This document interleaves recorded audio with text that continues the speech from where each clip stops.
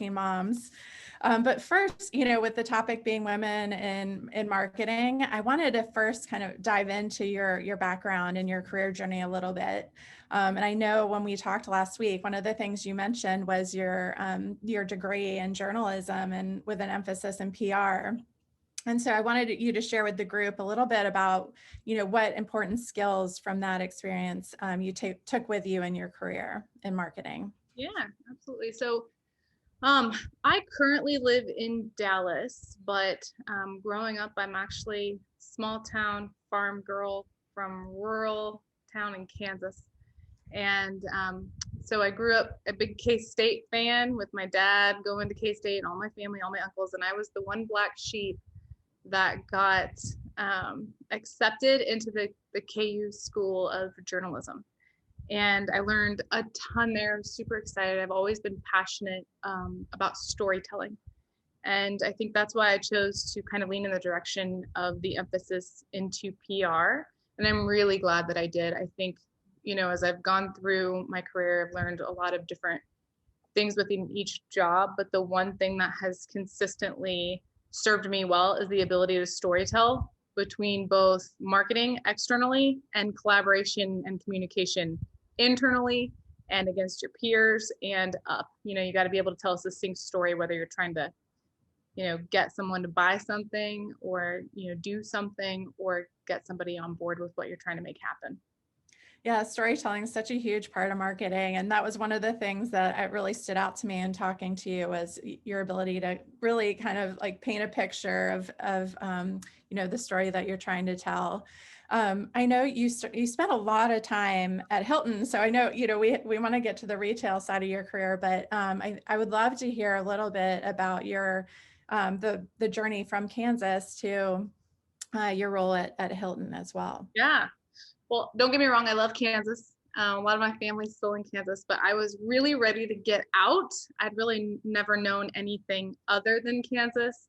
So I had a family member who had a connection and I was able to get a free internship in Dallas. And I left as soon as possible and came down to Dallas and got my feet wet, just kind of working for a really small company. And then a startup came up in Dallas for small to medium businesses where they were, giving these businesses a fighting chance in the digital space. A lot of them had always relied on brick and mortar, and all of a sudden they were seeing that if they weren't showing up on Google, then they weren't getting that business. And so I learned a lot.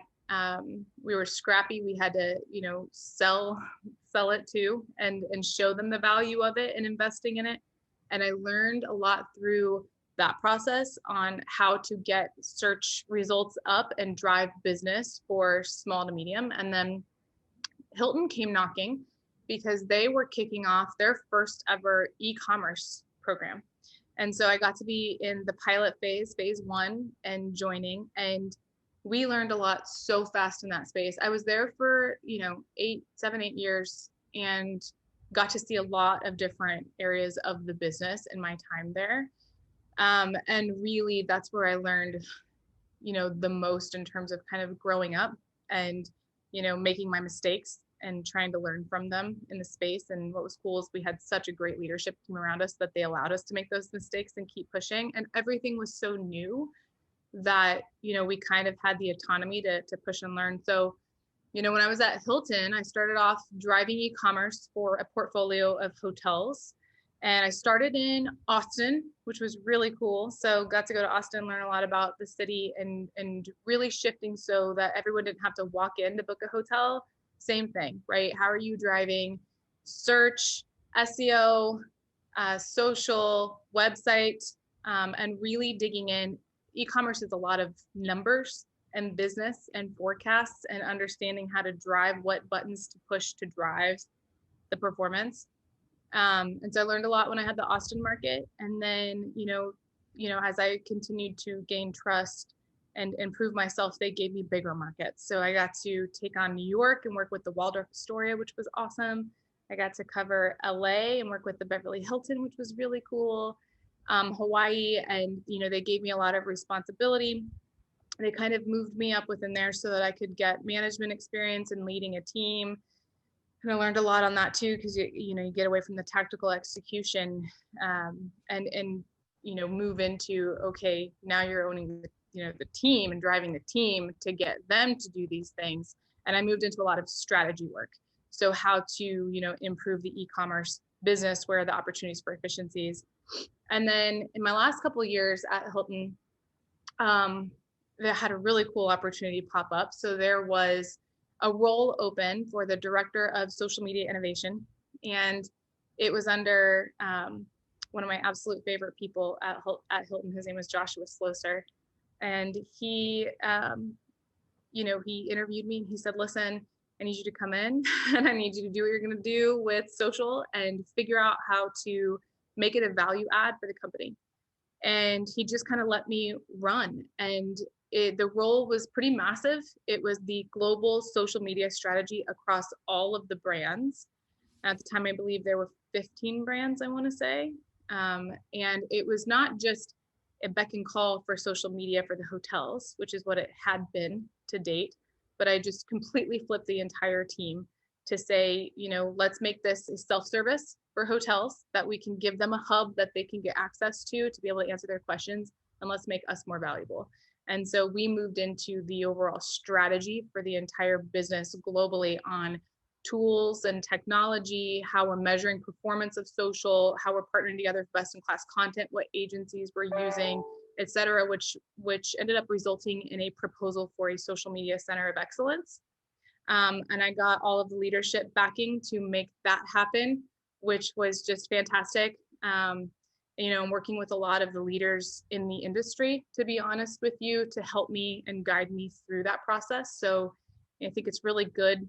I've learned over my career that it's not good to make decisions in a corner, especially when you've been at that company for a while. So building your network so that you can lean on them. I had some really great people that I reached out to, like Doug Busk was at Coca-Cola at the time, Jeannie Kennedy at McDonald's. And I'm like, hey guys, can you help me? I need to come up with this center of excellence. Here are all of the challenges. Here's what we could be doing. And really thinking about it in a way that made sense, to learn from others, but in a way that made sense for Hilton. And we were able to get it approved. And it was a really awesome experience being there and learning along the way. So that was my time from getting out of school, making all the trip, making the changes, growing, and in kind of my last piece at Hilton. Yeah, I think that's so critical. I mean, I think when you're, especially on events like this, you hear about, from different people in different industries, but there's always, this theme that kind of goes across the challenges. And I think there's so much to learn from other industries. In your shift from travel to retail, what was the most surprising thing for you? Oh man, I gotta tell you, it was night and day, and I was not ready. I do not think I got a fair warning about how fast retail moves, especially So true. especially in comparison to the travel industry. And I also think Sam's is just a little bit unique in the way that they run too. But honestly, I think the biggest thing was that they run at the absolute speed of light, and retail has to continue evolving and evolving quickly. And it has to stay customer, or in our case, member focused. We have to meet the member needs to continue growing. And I had no idea how fast Sam's Club could run, but over the last 2 years, I've got to be, a witness of the amazing things that not only retail can do as part of retail, but also just Sam's Club in general. Yeah. On that note, let's dig a little bit more into your current role and the work your team does. You shared something that I thought was a little bit surprising when you think of Sam's Club and being part of the Walmart family. I'd love for you to share this with the group too, kind of about the structure of the team and the size of the team. Oh yeah. Well, I think from the outside looking in, we probably look really big. We're part of Walmart Inc. We're a $59 billion company. we're big. We're really big. And I think, coming in, I was a little intimidated. There's teams, and the majority is based in home office, which is out in Bentonville. Then we've got another awesome team out in San Bruno, California. And then I was the first marketing person that they let stay in Dallas, which was awesome. But there's also a massive tech and innovation team here because our company is very tech forward and very tech focused. And I think what's interesting to me is, coming in and seeing how big it was, seeing kind of, oh my God, this is massive. And I understand, it's going to take me a while to get used to things and being nervous of how long it takes to move big mountains, typically in corporate. I was shocked at how much and the way I talk about it to people is it's like we're a $59 billion startup. We run lean, we run scrappy, and we run so fast. And our CMO has a saying. He's like, as soon as you get him on board with something, he's like, yes, go fast, right? And it's like, okay, I'm going as fast as I can. So you're constantly like running. But what's cool is you get the layers are not as thick as you would expect, right? Like you can have one awesome idea one day and it can get up and back to you with an approval within that same day, and they run really, really fast. And if it's something that they get the support behind right away, they will make it happen, right? There have been a few initiatives where tech is hard. You have to get through a lot of reviews, a lot of governance, a lot of security and all of the moving pieces. But if it becomes a priority, they make it happen so fast, which is kind of what I also got to see this year with COVID too, is our ability really how much to run fast. But I think having supportive and engaged leadership is the reason Sam's is so successful, and we're able to move like a startup because we're constantly evolving, constantly saying, okay, the member said this, we have tons of member data and member insights that helps drive every decision that we make, and we're using that to be the guiding force behind how we're prioritizing the changes that we are making and how quickly we need to run on those to meet their needs. And I think, like I said, to have supportive leaders, I think, Tony Rogers is our CMO. So he's extremely passionate and involved and aware to where as soon as, we say, hey, this needs to happen, he gets behind it. And then we've, during my time here, I've been fortunate to work for, two very open and responsive and supportive CEOs, and John Furner and Kath McClay too. So it's been really cool to watch, because you wouldn't think that a company this big, someone like little old me would be able to have an audience in front of our entire leadership committee on the things that we're doing. So it's been really cool. That's great. It's so important to, have that opportunity to take chances and risks and kind of do the test and learn. What is your primary focus within your role at Sam's Club? Well, it has evolved over 2 years. So I lead the brand team and the social media marketing team. So our focus as a business, as a wholesale model and wholesale business, is to drive memberships, right? We want people to be a part of Sam's Club. And so, as the brand and social team, it's our job to show why they want to be a part of the club and get people excited and build advocates for our brand so that they're like, man, either I love being a part of Sam's Club and this is why I'm a part of it and I love that. Or if they're not a part of the club, they're like, why have I not signed up yet? Right? If I could do that, I'm doing my job well. So that's been the primary focus. And, I joined the team about 2 years ago, which is when right after Tony came on board. And we had a lot of work to do to set us up for success. I think we wanted to really dig into what is the purpose of the brand? Why do we exist? What are we doing? What do we want to say? What do we want to do? And we know, that our purpose is that we turn the everyday into something special. We spend a lot of research and time, developing that and knowing that it's member focused, member based, and that as a member with us and as an associate working for us and as part of Sam's Club, you can always expect something special. So my team's focus is to make that known. And I think, I keep bringing Tony's name up, but he's really been at the forefront of that. And when he created my role, I think it was pretty smart to put both brand and social into one for a company that runs lean and scrappy, because we knew that to get the word out about our brand, we needed to be through social media and getting people engaged and interacting through social media. So my team leads all of the brand campaigns. So anything you may have seen with Usain Bolt or Ryan Reynolds and Hugh Jackman that we recently did, or any of those big campaigns from the brand side that get executed on social. And then social, I basically have from soup to nuts. So when I first started, it was the organic and platform strategy, and it has expanded to where it's all organic platform strategy and social creative content. It's all paid social and anything related to paid support and measurement. It's also all of social customer care. So we work really close with our service team, our call center team, our PR teams, everybody for, in-channel resolution for social media care and response. And then it's also all of the local social. So giving access to Facebook and managing and monitoring the process for all 597 clubs to have access as well. Yeah, I actually saw a Facebook post recently with one of your curbside pickup guys, and it was a picture of him, and it was like, this is so, I forget what his name was, but this is so and so. He could be out and delivering your groceries to your car for you, like if you click here.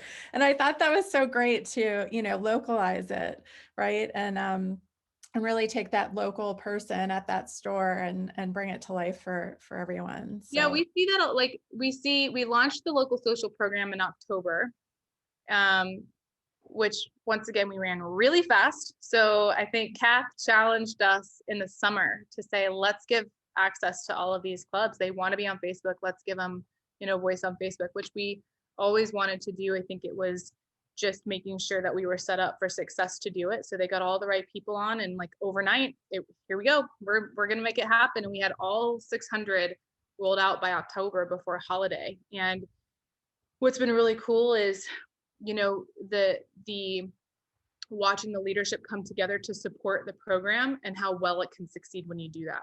So the adoption rates are extremely high. We're seeing them post, we're seeing them engage. And what we know is, just industry stats here, but UGC and more local content that's not necessarily heavily branded does really well. It's usually 4 to 6 times higher click-through rates and people engaging with it. And we see that happening at the local forefront, right? Like if you're part of a Sam's Club community and you follow that page, then you're much more excited to see the types of products that they carry, their associates in the club, who they are, what they represent, versus it always having to come from the big brand, right? So there's a lot of opportunity there. Yeah, that's great. I know I remember reading an article early last year about, Sam's Club, really pouring, money into reaching consumers and members online. What did that look like for Like, what did that transition look like? Was it abrupt, or was it more, kind of rolled out over time? I know you said you moved quickly, so I'm assuming that was a quick transition as well. Yeah, well, I think, at the end of the day, the strategy is going to continue to evolve to meet the members' needs. And we know they're looking for convenience, and omni-channel is absolutely, a focus to ensure we're meeting them where they are. So what's exciting and interesting about the club model is this excitement and want for, from our members to actually want to go into the club. They love the treasure hunt. They love seeing everything and what did they miss, right? And being excited to find things in the club that they didn't know would be there. And then they, we carry a very limited amount of SKUs in our club. We're very, very intentional about what we put in there, because we only have 6,000 SKUs in there, so it's not that much to work from, and we're very intentional behind how many and why, and it's all member driven. And so what's interesting is we continue to evolve the strategy. We absolutely need to meet them where they are. If they're shopping digital, if they're in the club, if they're doing both, we want to be there. And so I know it became part of, hey, let's make sure that the app and the site are providing them an experience that they feel good about, that they're going to keep coming back, and allows them to shop the way that they want to shop. And I think on that is exactly how our entire, focus is driven as a team in general and as a company. I think, through COVID, we saw that time and time again. I think the ability to have the convenience, one of our big things is our scan and go technology, because you can just come in and scan your items and just walk right out. You don't have to go through the self checkout. You don't have to go through the line. You don't have to do anything. You literally do it all on your phone and you just walk out. So everyone thinks you're just stealing all of your stuff, walking out of the club. And in reality, I'm like waving, like, you guys are just standing in line for no reason. You don't need to do that. And I walk right out. But it's the reason why it's so awesome is because it's driven by member insight. And we met the member where they are. They want to be able to do it themselves, make it efficient, get out the door. And that's a lot of the stuff we did this year. I think we launched curbside pickup. So, with COVID and everything going on, we found ways to make it convenient. So we launched the curbside pickup to where you can order it on your phone, pull up, tell them what spot you're in, they'll bring everything out, unload it. You never even have to go in. Then we also did hero hours. So this is cool. Speaking of local, we had, I'm not going to get teary every time I do, and I'm not even a person who cries, but it happened locally where we had one of the clubs, say, hey, I want to do this for our community. We've got all of these frontline workers who are just, every day going to work on the front line, and they're working all of these extra hours, and they don't have the ability to get into the club to get the supplies before they're gone.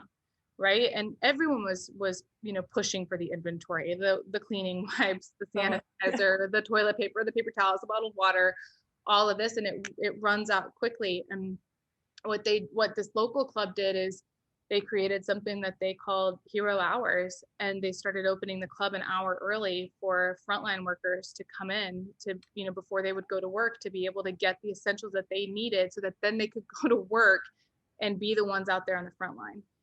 And it ended up taking off virally on Facebook. It was only one club that did it. It took off virally. And, as the social media team, we flagged it and we said, hey, everyone's hearing about this. Is this something we could actually do? Like, why can't we make this a reality? And Kath got a hold of it and was like, yeah, we're doing it. And so we, over all 600 clubs, we did hero hours. And there's a video that we posted on social to announce it. And this is where I get emotional. It's literally just one of the associates at the club took a video of all of the associates lined up, clapping for the frontline heroes when they came in. And that's all it was. And it was the perfect way to combine something you do for the members as a company, prioritizing and focusing on that, by surfacing something through social and local and the voice, making it happen and prioritizing the member, and then telling members about it. So my job kind of comes both sides, where we flagged the opportunity through social listening. The business did its thing and rocked it. And then we had to tell people about it. And the best way to tell it was to show it, and show it through an emotionally impactful, video that everyone started talking about. And it blew up in terms of views and comments and just appreciation for the priority of the members in the community. Well, and the thing I love about that is it's recognizing the members, right? But it's also recognizing your employees, right? From that store. Imagine your idea blowing up to being a national campaign, or, a big campaign. That's on exactly social. Right. Yeah, that's exactly right. And we called her out, right? Because we were like, this is you, this is because of you, right? And making sure we close the loop to encourage, our workers on the front line to have a voice and speak up. And, just because we are sitting here doesn't mean we know what's best for what's happening in those clubs. That's great. Well, I do want to get to the working moms topic. Yeah, let's do it. That's very near and dear to our hearts. I know that we've talked about it, but I know one of the things that we struggle with, especially now in these times, with kids doing e-learning and everyone being in the home, and you're trying to, field calls and juggle the day-to-day. can you share a little bit of what that looks like for you? I would be lying if I didn't say it was absolute chaos. I have a 2, a 4, and a 6-year-old, and I have a big girl job. And so I think, I've gone to a lot of conferences. I've listened to a lot of women in leadership speak. And for me, it depends on, how real the answer is, whether or not I walk away feeling like I can do it myself, right? And the reality is I had to take every day as it comes. There are some days, like work-life balance for me is like, that makes me feel like I'm failing at something every day if I didn't have my work-life balance. I think it's literally just balancing day to day. One day will be, you know what, I have to be at this meeting or this conference or this presentation. And I know my kids want me to be out there with them, but it's just not going to happen, right? Or I have to work really late to get something time sensitive done. And those are the days where, I have a little regret going to bed. I call it the mom guilt. But, the next day I wake up and I'm like, guess what? I'm quitting at 4 today and I'm picking my kids up early and I'm spending the whole night with them and I'm turning my phone off and letting them know that I'm turning my phone off, and tonight's for my kids. And I try to just balance it out as I go, but no day is perfect. I definitely don't have it figured out. All I know is I think the more I work, the more I am conscious of the fact, and I'm watching my babies grow up in front of me, and I don't want to be on my deathbed saying I wish that I would have had more time with my family. And I think that's another thing as a leader that I'm also really, really trying to serve as a role model is if I'm working crazy hours and not spending that time with my family, then the team feels like they have to also. And that's not the type of a role model or behavior that I want to set or expect. And so I think it's also, if they see me working really late, then they also see me leaving early one day, or just being, like, hey, I'm going to peace out and you're on point for the rest of this day because I'm going with my kids. And I make that very verbally clear that like, no, I'm choosing kids over this because the last 3 nights I had to choose work over my kids and I need to even it out. And so it's kind of just setting that standard for myself and allowing myself to not have constant mom guilt is the way that I deal with it. Yeah, it's so important to have, that find that flexibility. And I think, we talked about focusing on those moments that matter, right? There's those moments at work where you absolutely have to be present and be there. And then there's time for your kids, right? It might be a basketball game or something like that. It's just finding that balance. And it might not look like that on a daily basis, but overall. Yeah. So we do have a handful of questions from the audience. So I'd love to kind of switch gears to that. Let's see. So the first one is, how do you approach emerging media channels and how do they factor into your overall strategy? Yeah, so we test and learn. Like I said, we run scrappy, we run lean. We reserve a testing budget to say, okay, yeah, we typically use these XYZ channels, right? And I'm just going to use an example. So if we're saying, okay, we're going to use Facebook, Instagram, Twitter, and let's just say Pinterest, right? Okay, well, this time around, we're going to throw in TikTok. And did it work or did it not work for those goals? All right, pull it back. Next time, we're going to use CTV or OTT. Did it work or did it not work? Okay, pull it back. And then it constantly evolves your media plan as long as you have your goals of how you're testing and why, and you can easily say, did it do the trick or not? And also, as the brand team, we think a lot through what channels that we can actually execute a brand lift test with it. Because a lot of times, if you can't get that result out, you're stuck trying to figure out if a channel worked based on reach and impressions versus did it actually make an impact to the way they perceive the brand based on the goals that you have. So that's kind of how we evolve whether or not the channel is worth testing. And then as long as we can make sure that we get something actionable out of it to evolve the media plan moving forward. That's great. So as leaders, you're always developing your abilities. What skills would you like your marketing team to develop this year? I would say prioritization and storytelling. So I think as I look at our team, we're growing and we are getting a lot. As I told you, I started out with organic social platforms, and all of a sudden I have everything under the sun in terms of social. And everyone in leadership can tend to get very excited about social media and very like, what if we do this and we could do this? And it becomes like this all the time in brand, right? And the celebrities and the influencers, and I have all of the cool things. And I think it's awesome because I love my job and my team loves the job that they do, and get to partner with people like Kelly Clarkson and Drew Barrymore and Usain Bolt, and it's like cool, but we can't do everything. And I think it comes down to the ability to align on the priorities of what the team can get done and do well versus doing everything, halfway. And then the ability to storytell as to how and why you've prioritized and how and why it's making an impact based on how you've prioritized. So I think those two things are going to be really important for us this year as we continue to grow and continue to get, over the last 2 years, it's been about building the brand, figuring out what the brand is, our voice, what do we want to be known for, how do we want to come to life?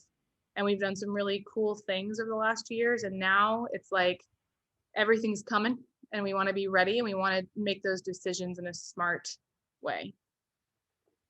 That's great. Yeah, it's so hard to think strategically when there's all the noise, right? And Exactly. so really figuring out how to dial that down so you can focus and And think about teaching my team how to prioritize as well and to escalate if their priorities are getting taken over by others' priorities. And then that's my job as a leader to say, no, that's my conversation to have you stay focused because these are the goals that we have. That's great. Um, when it comes to communicating with your consumers, how do you think about brand purpose and how does that impact your approach to marketing? Mm-hmm. Everything's led through our brand purpose and our brand promise. Though we turn the everyday into something special, so you can expect something special with Sam's Club, is at the forefront of everything we're pushing. And it should be. So we've tried to put that lens on every piece of content, right? Like, I don't know if I go through the last few pictures we've even posted on Instagram, and now I'm going off memory, but there was a house, right? And it's like that house was from another member through UGC showing how special it was for her daughter and her kids. And Sam's Club helped to do that, right? And that's special. You can always expect something special with Sam's. And you should be able to have that filter through anything that we're posting. Are we delivering on that as marketing and marketers so that when you see that, you can ultimately say, wow, I could expect that if I was a Sam's Club member and shopped there.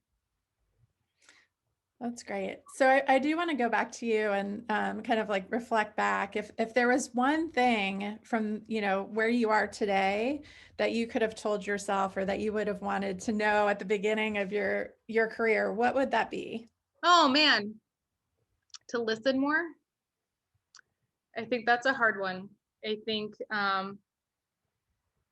especially with new people entering the workforce that, that I have the ability to work with or mentor, I think back and I'm like, I was exactly the same, right? You've got all these ideas, you've got all of these cool things that you want to do, you're fresh out and you want to do all of this fun stuff. And I think I would have taken a step back and still pushed because maybe I wouldn't have gotten to where I am today without pushing, but also listening a little more and allowing, other perspectives to give you a more robust way of looking at things, I think is always really helpful and something that's needed in the beginning of the career. And then the other thing I would tell myself is to just continue to be patient and to learn from all of your mistakes. Mistakes are okay to make. And if you're not making mistakes, you're not pushing hard enough. And that every mistake you make, at least take the learning out of it and don't make it again, right? And don't make that mistake over again. And then the other thing I would say to myself is to watch closely with your managers and what you like that they do and what you don't like what they do. And make sure you focus heavily on both of those things to build yourself as a people leader To say, okay, I really don't like being micromanaged. So when I get into a leadership position, here's how I'm going to take steps to not micromanage my team. Right. And instead of being frustrated in the situation, learn from it and just know that, once it's in your ability to fix, you won't continue the cycle. So I do want to dig into one thing. I know we only have a few minutes left, but you and I had a similar path. We both made major shifts in our career while I was pregnant and you were on maternity leave. Yeah, yeah. I think a lot of women have this fear of, making a change when they're going through something like that. Can you share a little bit about that decision and how that came about when you Well, left Hilton to go to? yes. Oh man, that was one of the hardest conversations I've had to have in my career. I loved Hilton. I still love Hilton. I love everything about it. I love the travel industry. I love the people. I learned so much from my time there and them believing in me.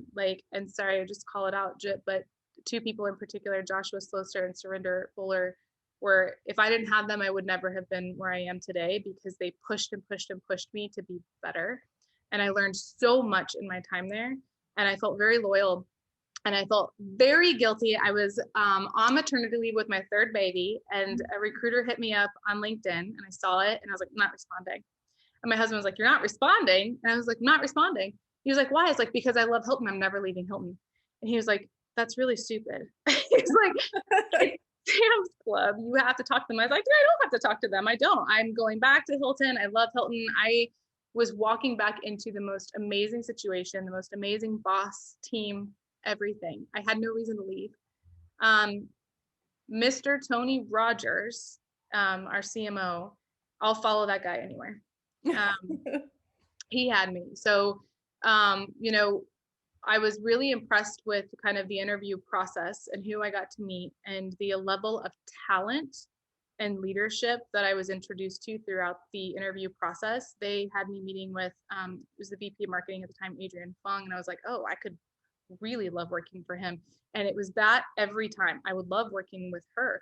Oh, that guy seems awesome. And every person I talked to, I was like, man, these are a great group of people. And then it ended with Tony Rogers. And I remember thinking he's one of the most passionate people I've ever met in my life. And he knows marketing in his bones. And I have learned so much from him in such a short and just 2 years that he's really taken me under his wing and shown me, everything it is to build a brand. And his belief in my ability to come in and do this big job. He even flew to Dallas and sat down and had coffee with me. He's like, come join this team, come build a brand with me. And I was like, okay, I'm coming. I was like, okay, but now I have to go tell Hilton, which was just absolutely heartbreaking, but because it was like leaving a family. But what's cool is when you find great people and great culture and you love your job, you can build your family based on, what company it is, as long as it's people who match, you and your family and your priorities too. So